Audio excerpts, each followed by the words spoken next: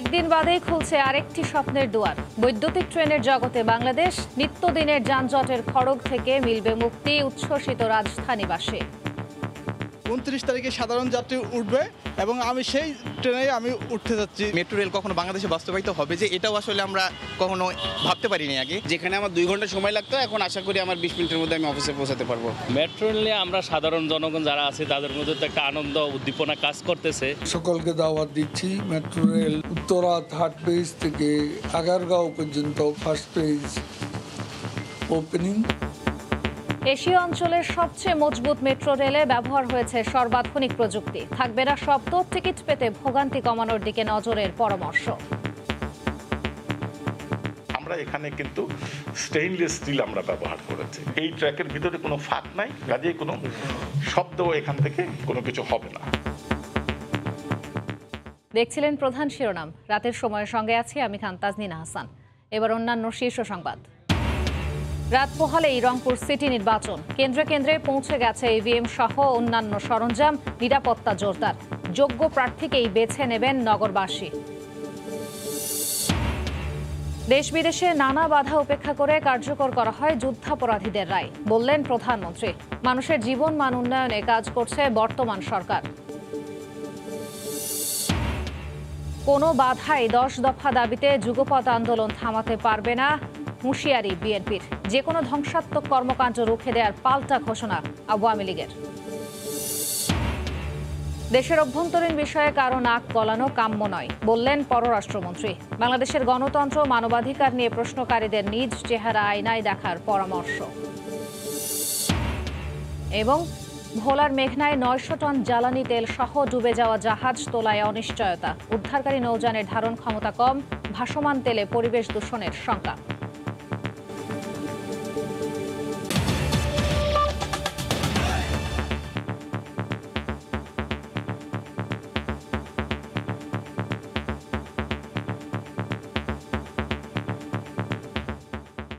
একদিন বাদেই খুলছে আরেকটি স্বপ্নের দুয়ার। বৈদ্যুতিক ট্রেনের জগতে বাংলাদেশ। মেট্রো রেলের আশীর্বাদে নিত্যদিনের যানজটের খড়গ থেকে মিলবে মুক্তি। এতে উচ্ছ্বসিত রাজধানীবাসী। শুধু উদ্বোধনের মাহেন্দ্রক্ষণের অপেক্ষা নয়, প্রথম যাত্রীর গর্বিত অংশীদার হওয়ার প্রতীক্ষাও অনেকের। এদিকে মেট্রো সামগ্রিক অর্থনীতিতে ইতিবাচক পরিবর্তন আনবে উল্লেখ করে বিশেষজ্ঞরা বলছেন, ঢাকার বিকেন্দ্রীকরণেও গুরুত্বপূর্ণ ভূমিকা রাখবে বৈদ্যুতিক এই ট্রেন। রাশেদ বাপ্পির রিপোর্টে বিস্তারিত।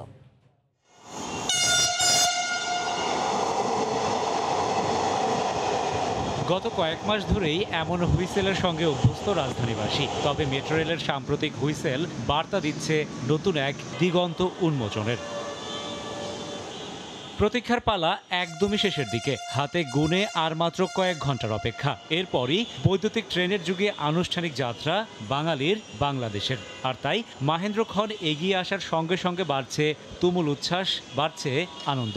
মেট্রো রেল যদি হয়ে যায় তাহলে আমার নিশ্চয়ই অনেক কম সময় লাগবে এবং আরামে আমি অফিস করতে পারবো। পদ্মা সেতু উদ্বোধন হয়েছে কিছুদিন আগে, এখন মেট্রো রেল হইতেছে। এটা তো আমাদের সাধারণ জনগণের অবশ্যই একটা পজিটিভ দিক। এত বড় একটা সাফল্যের জন্য আসলে ভোগান্তিটা খুবই কমন ব্যাপার। উদ্বোধনের পরে যখন লোকজন এটা সুবিধা ভোগ করতে থাকবে তাহলে আসলে সেই দুঃখটা খুবই নমনীয় আমি বলব।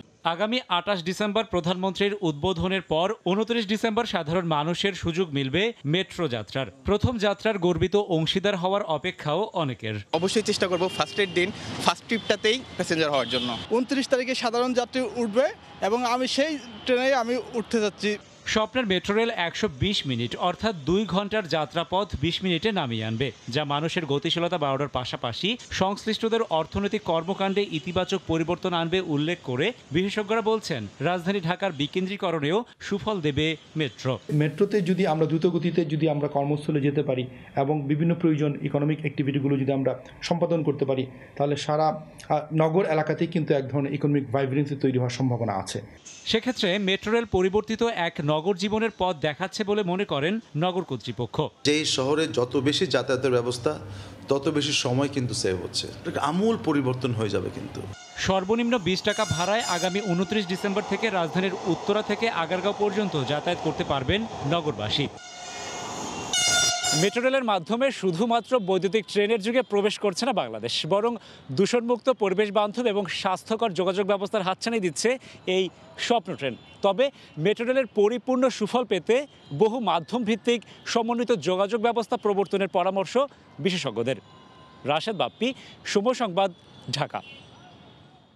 মেট্রো রেল চালুর পর রাজধানীতে যানজট কমার আশা প্রকাশ করে সড়ক পরিবহন ও সেতুমন্ত্রী ওবায়দুল কাদের বলেছেন, বর্তমান সরকারের অবকাঠামোগত নানা উন্নয়নের সুফল ভোগ করছে সাধারণ মানুষ। সকালে সচিবালয়ে সাংবাদিকদের তিনি কথা বলেন। সকলকে দাওয়াত দিচ্ছি, মেট্রো রেল এবং RT line 6 Uttara 3rd page থেকে আগারগাঁও পর্যন্ত ফার্স্ট পেজ ওপেনিং। তারপর আমরা পুরোপুরি প্রস্তুত হচ্ছি দক্ষিণ এশিয়ার একমাত্র নদীর তলদেশে টানেল, বঙ্গবন্ধু টানেলের শুভ উদ্বোধন। সেই কাজটিও আমাদের প্রায় শেষ হওয়ার পথে। এ নিয়ে আলোচনার জন্য স্টুডিওতে আছেন সহকর্মী রাশেদ লিমন, যাচ্ছি তার কাছে। রাশেদ, আমরা যেমনটা দেখছিলাম যে আর মাত্র একদিনের অপেক্ষা, 28 তারিখ থেকে উদ্বোধন হতে যাচ্ছে মেট্রো রেল এবং 29 তারিখ থেকে যাত্রা শুরু হচ্ছে সাধারণ মানুষের জন্য। কিন্তু আমি আপনার কাছে যেটি জানতে চাই সেটা হচ্ছে, আমরা জেনেছি যে এমআরটি লাইন 6-এর মাধ্যমে প্রথম পর্বের যাত্রা শুরু হবে। এমআরটি লাইন 6 নিয়ে কি আপনি একটু আমাদেরকে বিস্তারিত জানাবেন?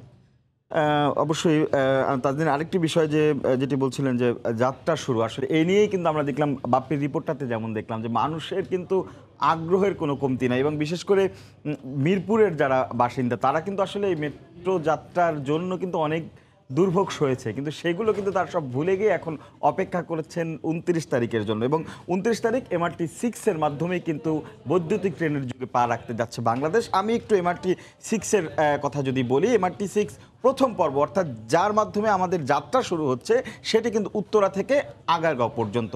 এবং এই উত্তরা থেকে আগারগাঁও পর্যন্ত মোট 9টি স্টেশন।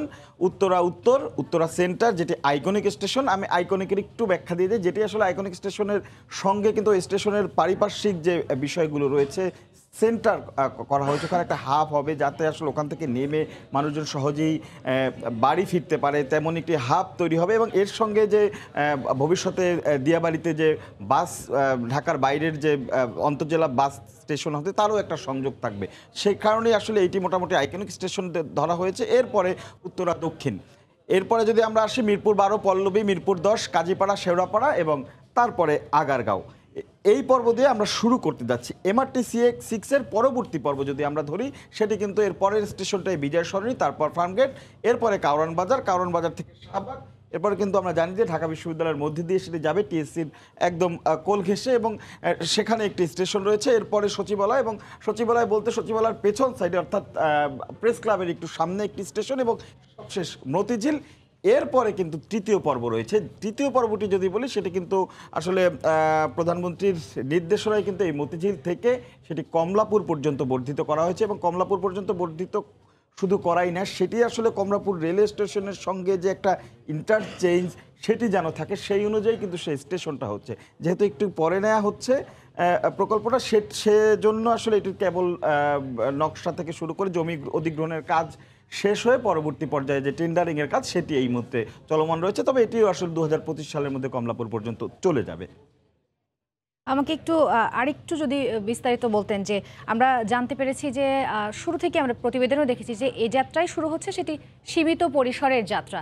এই সীমিত পরিসর বলতে বা পুরোদমে আসলে কবে থেকে শুরু হবে একটু সীমিত পরিসরের ব্যাখ্যাটা আগে একটু দেয়নি। কাজে যেহেতু আমাদের দেশে একদমই নতুন অভিজ্ঞতা, এই যে যদি বলি মেট্রো রেলের কথা, সেক্ষেত্রে যারা অপারেট করবেন, সে আমরা যদি বলি চালক, যদিও চালক না মেট্রো অপারেটর, সেই চালক থেকে শুরু করে যিনি আসলে টিকিট কাউন্টারে বসে থাকবেন, বা যে মেশিনগুলো দিয়ে টিকিট নেওয়া হবে, বা যে কন্ট্রোল রুম থেকে কন্ট্রোল করা হবে, সবাইকে একটু অভ্যস্ত করার জন্য কিন্তু আসলে বারবার একটু সময় নিচ্ছেন তারা আস্তে আস্তে এগিয়ে যাওয়ার পাশাপাশি আমরা যারা চড়বো অর্থাৎ যারা আসলে মেট্রো যাত্রী রয়েছেন তাদেরও একটা অভ্যস্ততার ব্যাপার আছে। তো সে নিয়ে আসলে তারা একটা সময় নিতে চাচ্ছেন।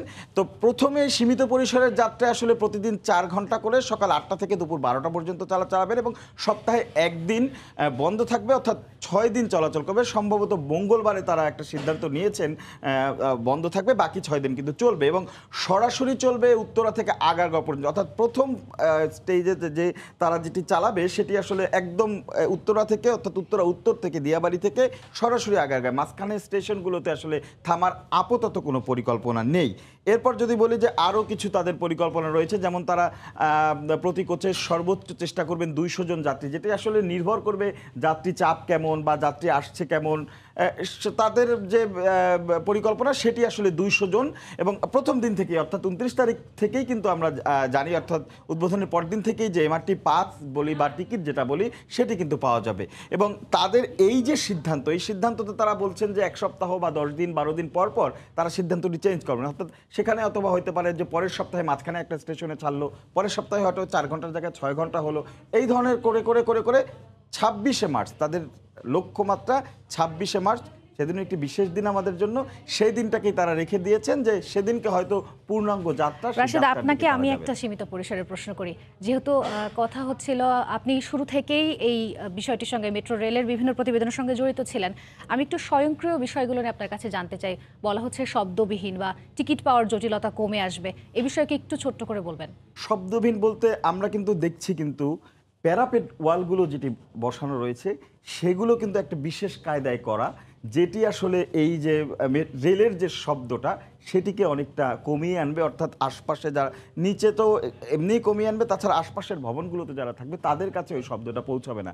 এছাড়া টেকনিক্যাল দিকগুলো এমনভাবে করা হয়েছে যেটি আসলে আমাদের আশপাশের বা এশিয়া অঞ্চলের, এমনকি জাপানের ক্ষেত্রেও তারা বলছেন যে তাদের চেয়ে অনেক ফাস্ট টেকনোলজি ব্যবহার করে তারা এই মেট্রো রেলটি তৈরি করেছেন। এবং এটি নিয়ে আসলে আমার একটি প্রতিবেদন রয়েছে, তাও তাজদিনের প্রশ্নের উত্তর জানতে সেই প্রতিবেদনটি এখন দেখে নিব। এবার শুধু এই পথ ধরে এগিয়ে যাওয়ার পালা। প্রতিনিয়ত এখন প্রস্তুতি স্বপ্নযাত্রার। বৈদ্যুতিক ট্রেনের জগতে বাংলাদেশ। এই পথ চলা তাই পুরোপুরি নতুন অভিজ্ঞতা। ডিএমটিসিএল বলছে সর্বাধুনিক প্রযুক্তি ব্যবহার হয়েছে মেট্রো রেলে। রেলের কোচে ব্যবহার করা হয়েছে বিশ্বের সর্বাধুনিক এসএস স্টিল। প্রশস্ত জানালায় থাকছে অত্যাধুনিক কাঁচ, যা এশিয়া অঞ্চলের অন্য মেট্রো রেল থেকে মজবুত। অনন্য বৈশিষ্ট্য রয়েছে এর দরজাতেও। এই অঞ্চলের অন্য মেট্রো থেকে অনেক বেশি প্রশস্ত, সেন্সরও আধুনিক প্রযুক্তির। দেশে এবারই প্রথম রেলের ট্র্যাক বসানো হয়েছে একটানা, অর্থাৎ কোনো ফাঁকা নেই। তাই উত্তরা থেকে কমলাপুর চলবে একই ট্র্যাকে। আশেপাশের দেশগুলোতে যান, তারা দেখবেন যে লোহা ব্যবহার করেছে। আমরা এখানে কিন্তু স্টেইনলেস স্টিল আমরা ব্যবহার করেছি। রেলওয়ে ট্র্যাকের সাধারণ নিয়ম হলো ফাঁক রাখতে হয়। আমাদের যে টেকনোলজিটা এটা পদ্মাতেও যে তৈরি করছে সেখানে ব্যবহার করছে। একদম উত্তর থেকে কমলাপুর পর্যন্ত একটা রেলওয়ে ট্র্যাক, একটাই রেলওয়ে ট্র্যাক, মানে এই ট্র্যাকের ভিতরে কোনো ফাঁক নাই, কাজেই কোনো শব্দ এখান থেকে কোনো কিছু হবে না।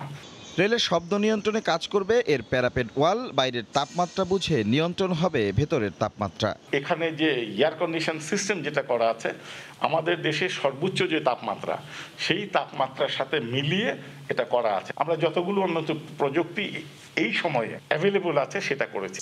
তবে পরিবহন বিশেষজ্ঞরা বলছেন নজর দিতে হবে এর নিরবিচ্ছিন্ন বিদ্যুৎ সরবরাহ আর নির্ঝঞ্ঝাট টিকিট সার্ভিসের দিকে। কোনোভাবে যাতে পাওয়ারটা ডিস্টার্ব না হয় সেটা নিশ্চিত করা, এবং হচ্ছে যে স্টেশনে ঢোকার মুখে এবং স্টেশনে যাতে আপনার টিকিটিং সিস্টেমে কোনো যাতে জটিলতা তৈরি না হয়। 2025 সালের জুনে এই পথ গিয়ে মিলবে কমলাপুরে। রাজধানীবাসীর নতুন স্বপ্নের নাম মেট্রো রেল, যে স্বপ্ন এখন ধরা দিয়েছে হাতের মুঠোয়। 28 ডিসেম্বর উদ্বোধনের আনুষ্ঠানিকতা, তার পরদিন অর্থাৎ 29 ডিসেম্বরই শুরু হচ্ছে নগরবাসীর মেট্রো যাত্রা। রাশেদ লিমন, সময় সংবাদ, ঢাকা। ধন্যবাদ রাশেদ। আমি আসলে আপনার প্রতিবেদনের মাধ্যমে আমার প্রশ্নের উত্তর পেয়েছি, তবে আপনার কাছে আমার আরও একটি প্রশ্ন আছে। আমি নিশ্চিত দর্শকেরও এটি জানার বিষয় যে এমআরটি লাইন 6 নিয়ে আমরা কথা বলছি, যেটিতে আমাদের শুরু হচ্ছে, কিন্তু এই পুরো এমআরটি নেটওয়ার্ক, মানে এখানেই তো নিশ্চয়ই শেষ নয়, আরও অনেকগুলো লাইন রয়েছে। এই পুরো নেটওয়ার্কটি নিয়ে একটু বিস্তারিত আমাদের জানাবেন। এখানে শেষ নয় আসলে তার দিন, এখানে শুরু।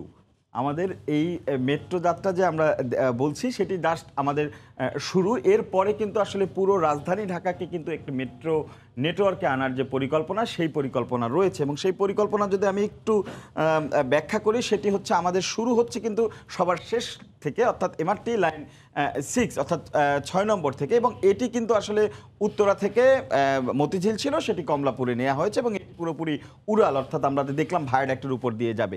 এরপরে এমআরটি লাইন 1, তারই আসলে দুইটি পর্ব।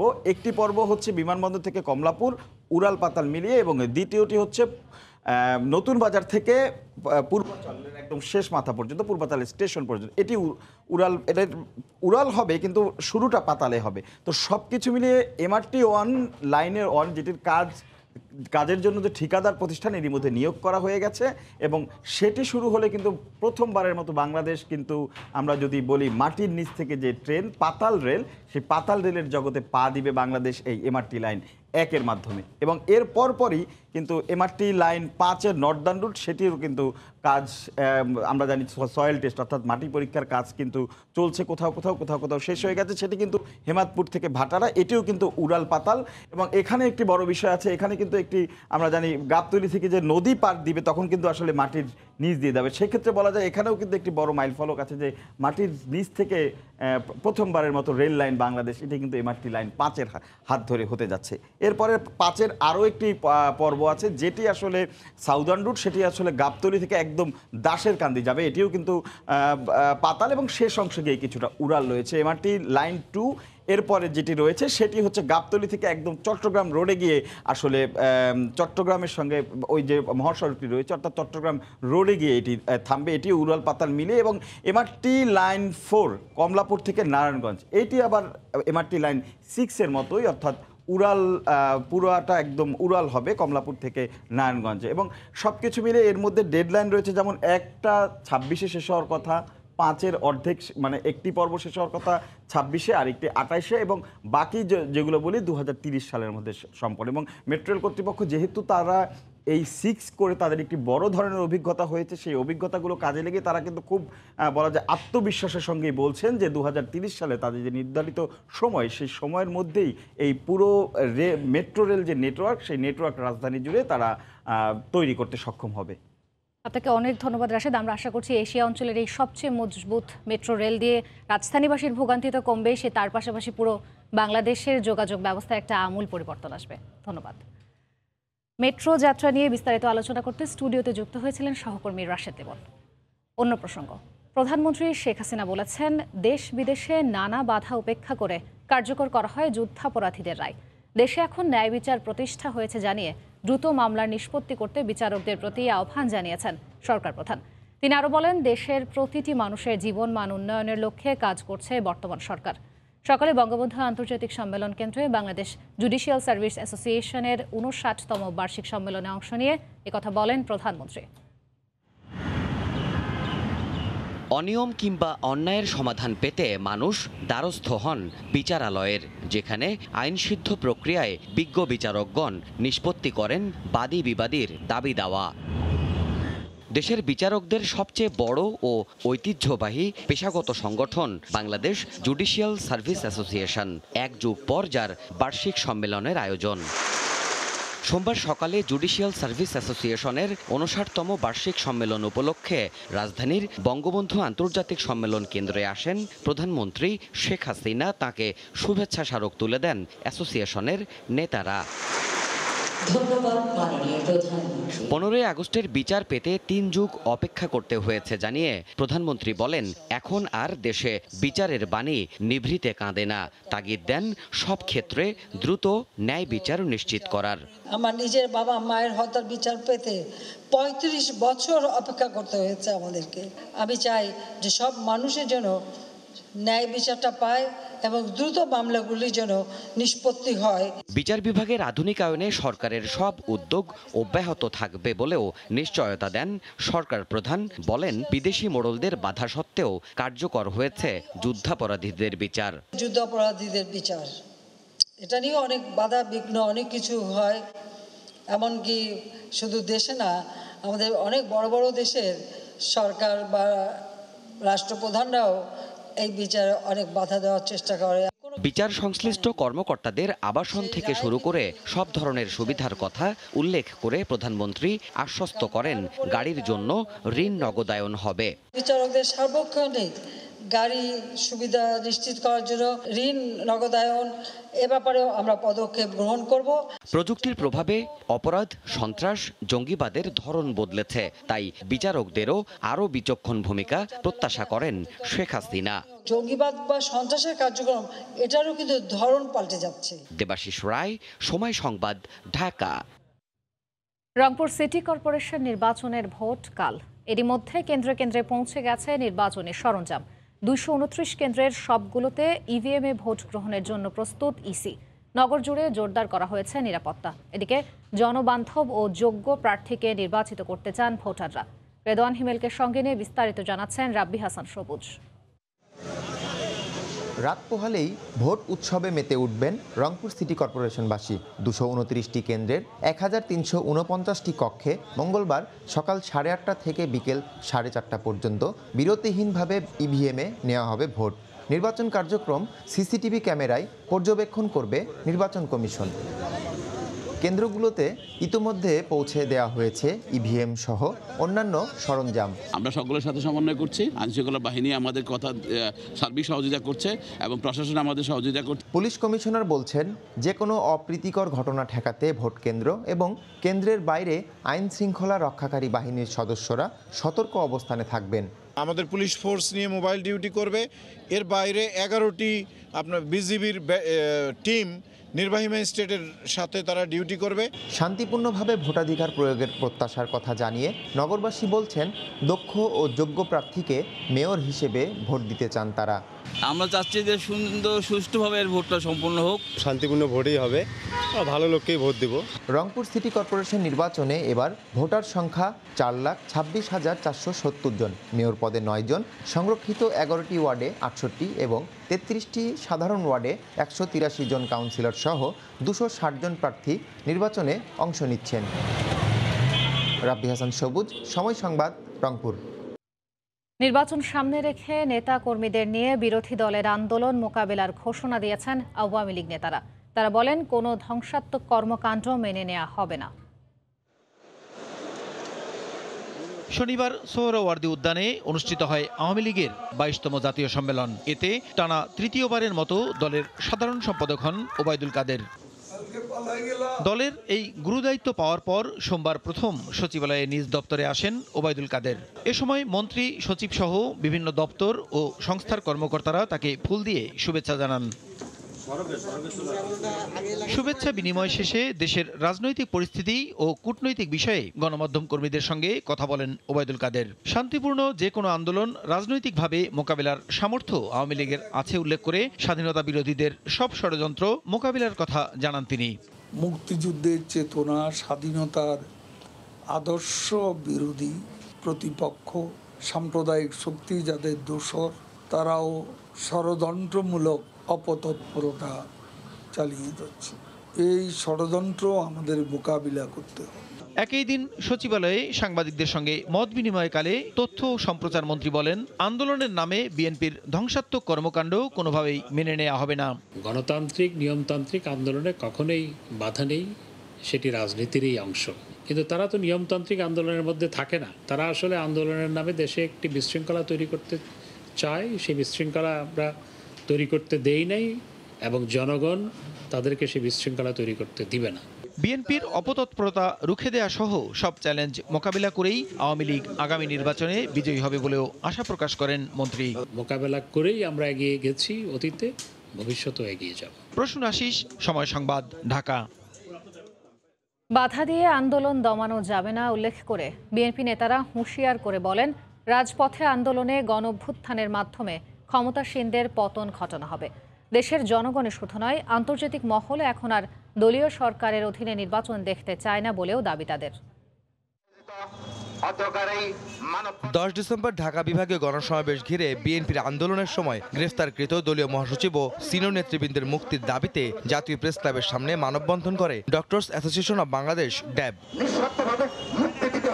মানববন্ধনে প্রধান অতিথির বক্তব্যে বিএনপির স্থায়ী কমিটির সদস্য ডক্টর খন্দকার মোশাররফ হোসেন অভিযোগ করেন, বিরোধী নেতাকর্মীদের গ্রেফতার, নির্যাতন চালিয়ে গায়ের জোরে আবারও ক্ষমতায় থাকতে চায় সরকার। জনগণের আন্দোলনে সরকার পতনের হুঁশিয়ারিও দেন তিনি।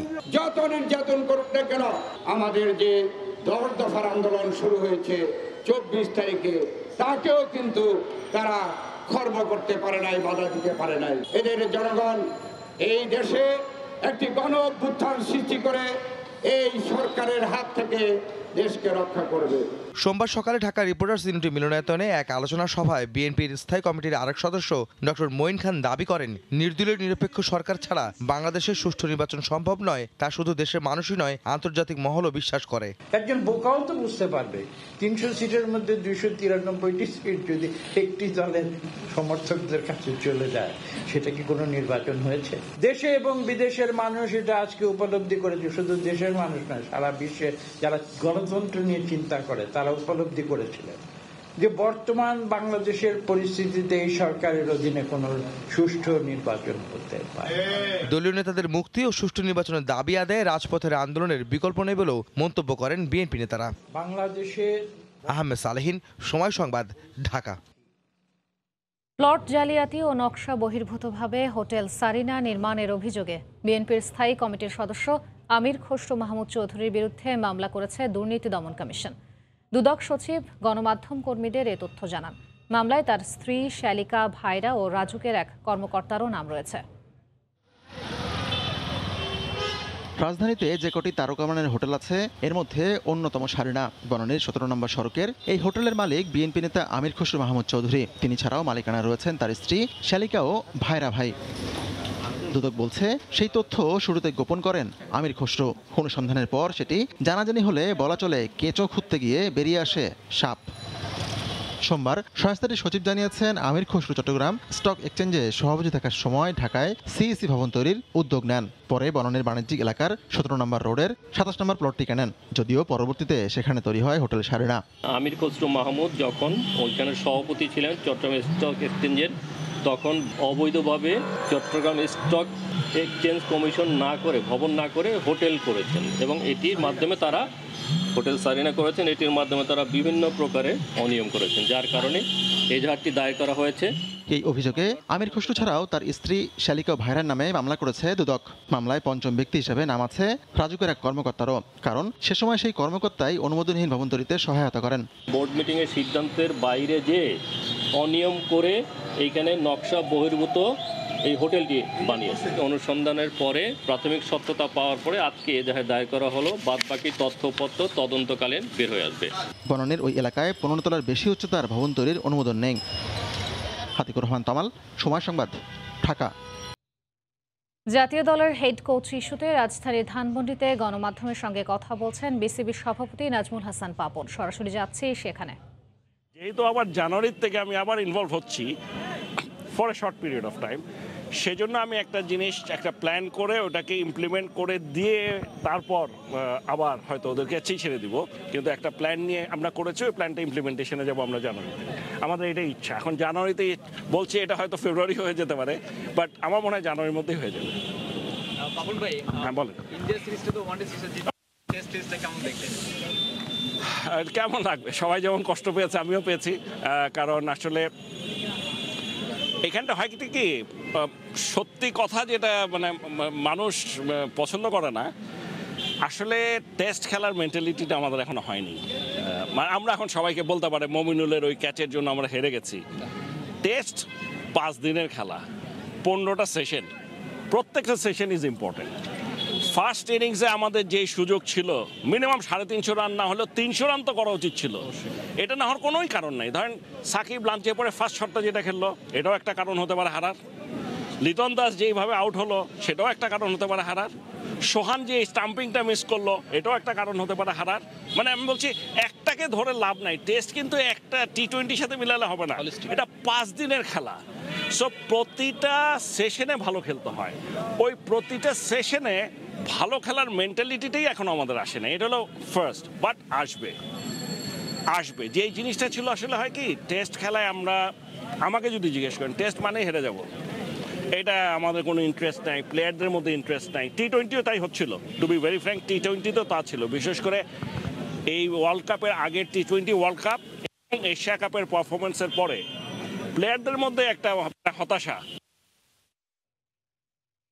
রাজধানীর ধানমন্ডিতে গণমাধ্যমের সঙ্গে কথা বলছেন বিসিবি সভাপতি নাজমুল হাসান পাপন। এতক্ষণ সরাসরি যুক্ত ছিলাম সেখানে। দেশের অভ্যন্তরীণ বিষয়ে কারো নাক গলানো কাম্য নয়। গণমাধ্যম কর্মীদের প্রশ্নের জবাবে একথা বলেছেন পররাষ্ট্রমন্ত্রী ডক্টর একে আব্দুল মোমেন। যারা বাংলাদেশের গণতন্ত্র, মানবাধিকার ও নির্বাচন নিয়ে প্রশ্ন তোলে তাদের নিজেদের চেহারা আয়নায় দেখা উচিত বলেও মন্তব্য করেন তিনি। ঢাকায় নিযুক্ত মার্কিন রাষ্ট্রদূতের এক পরিবারের সঙ্গে দেখা করা নিয়ে কূটনৈতিক অঙ্গনে থামছে না আলোচনা। এ নিয়ে রুশ পররাষ্ট্র মন্ত্রণালয়ের বিবৃতির পর এবার সাংবাদিকদের প্রশ্নের মুখোমুখি পররাষ্ট্রমন্ত্রী। ঘটনা গেল 14 ডিসেম্বরের। ঢাকার শাহিনবাগে গুমের শিকার বলে অভিযোগ তোলা এক নেতার বাড়িতে যান মার্কিন রাষ্ট্রদূত। খবর পেয়ে সেখানে জড়ো হন 77-এ জিয়ার কোর্ট মার্শালে বর্বরতার শিকার পরিবারের সদস্যরা। কথা বলতে চান মার্কিন রাষ্ট্রদূতের সঙ্গে, দিতে চান স্মারকলিপি। এরপর জলগড়ায় অনেক দূর। ঘটনার কয়েক ঘন্টার মধ্যে পররাষ্ট্রমন্ত্রীর সঙ্গে জরুরি বৈঠক করে নিজের নিরাপত্তা নিয়ে উদ্বেগ জানান মার্কিন রাষ্ট্রদূত। পরে বাংলাদেশ সরকারের কাছে মার্কিন দূতাবাসের সব কর্মকর্তাদের নিরাপত্তা নিশ্চিতের আহ্বান জানায় ওয়াশিংটন। এর কয়েকদিনের মাথায় মার্কিন রাষ্ট্রদূতের শাহিনবাগে যাওয়াকে বাংলাদেশের অভ্যন্তরীণ বিষয়ে যুক্তরাষ্ট্রের হস্তক্ষেপের চেষ্টা উল্লেখ করে এক বিবৃতি দেয় রাশিয়ার পররাষ্ট্র মন্ত্রণালয়। ঘটনার দিন পিটার হাসকে ঘিরে ধরার যে অভিযোগ উঠেছে তাকে প্রত্যাশিত বলেও মনে করে রাশিয়া। সোমবার এই প্রসঙ্গে পররাষ্ট্রমন্ত্রীর দৃষ্টি আকর্ষণ করেন গণমাধ্যম কর্মীরা। মন্ত্রী বলেন, রাশিয়ার বিবৃতি নিয়ে কোনো মন্তব্য নেই, তবে দেশের অভ্যন্তরীণ বিষয়ে কারো নাক গলানো কাম্য নয়। আমরা চাই প্রত্যেক দেশ জেনেভা কনভেনশন আছে সেই নিয়মের মধ্যে কাজ করবে, আর আমাদের দেশের আভ্যন্তরীণ বিষয়ে তারা বেশি নাক গলাবে না। যারা বাংলাদেশের গণতন্ত্র, মানবাধিকার ও নির্বাচন নিয়ে প্রশ্ন তোলে তাদের নিজেদের চেহারা একবার আয়নায় দেখা উচিত বলেও মন্তব্য করেন পররাষ্ট্রমন্ত্রী। আমাদের কাছে বেশি পরামর্শ করার কোনো, মাতব্বরি করার কোনো সুযোগ নাই। যারা এইসব কথাবার্তা বলেন তারা তাদের চেহারা তাদের আয়নায় প্রথম দেখা উচিত। বাংলাদেশের সঠিক সময়ে সুষ্ঠু জাতীয় নির্বাচন অনুষ্ঠিত হবে বলেও মন্তব্য করেন পররাষ্ট্রমন্ত্রী। আমরা এটা খুব সিরিয়াসলি। তাজওয়ার মাহমিদ, সময় সংবাদ, ঢাকা। ভোলার মেঘনা নদীতে 900 টন জ্বালানি তেল সহ ডুবে যাওয়া জাহাজটিকে উদ্ধারে দেখা দিয়েছে অনিশ্চয়তা। বিআইডব্লিউটিএ জানায়, উদ্ধারকারী জাহাজের ধারণ ক্ষমতা ডুবে যাওয়া জাহাজের তুলনায় কম। এদিকে দুর্ঘটনার পর ভাসমান তেলে পরিবেশ দূষণের শঙ্কায় স্থানীয়রা।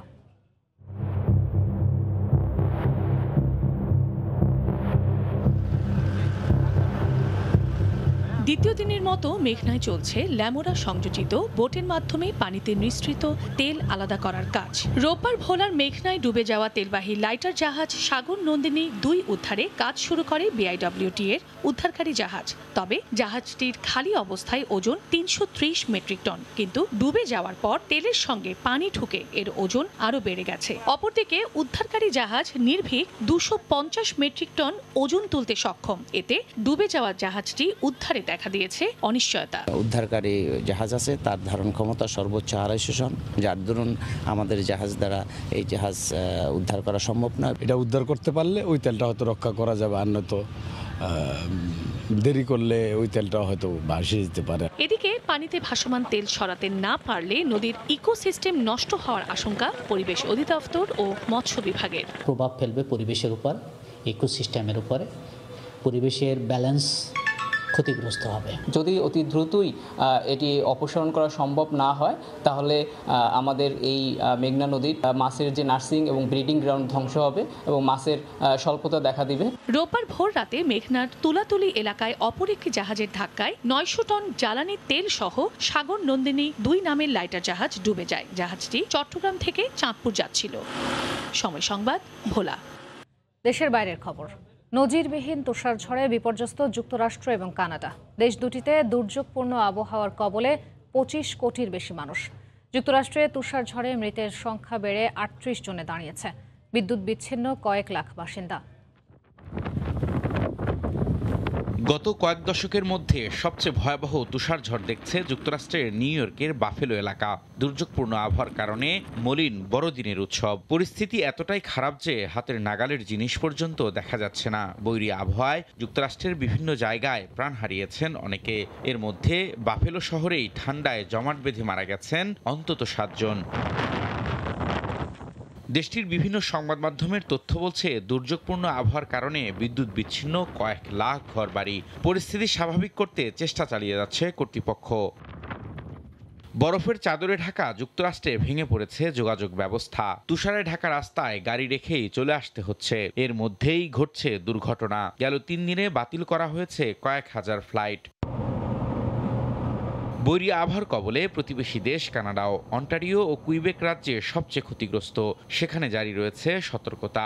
ব্রিটিশ কলম্বিয়ায় সড়ক দুর্ঘটনায় গুরুতর আহত হয়েছেন কমপক্ষে অর্ধশত।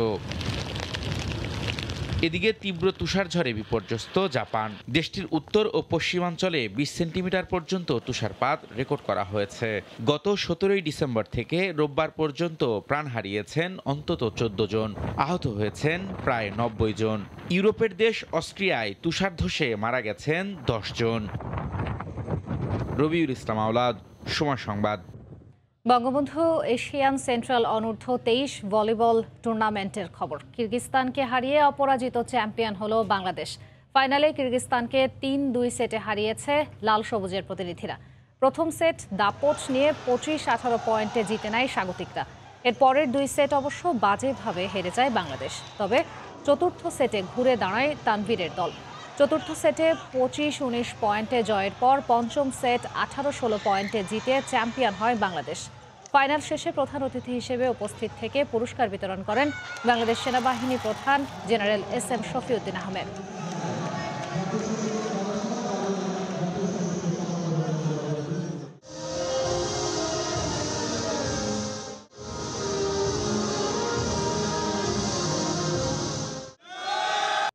এ পর্যায়ে শীর্ষ সংবাদগুলো জানিয়ে দিচ্ছি আরেকবার।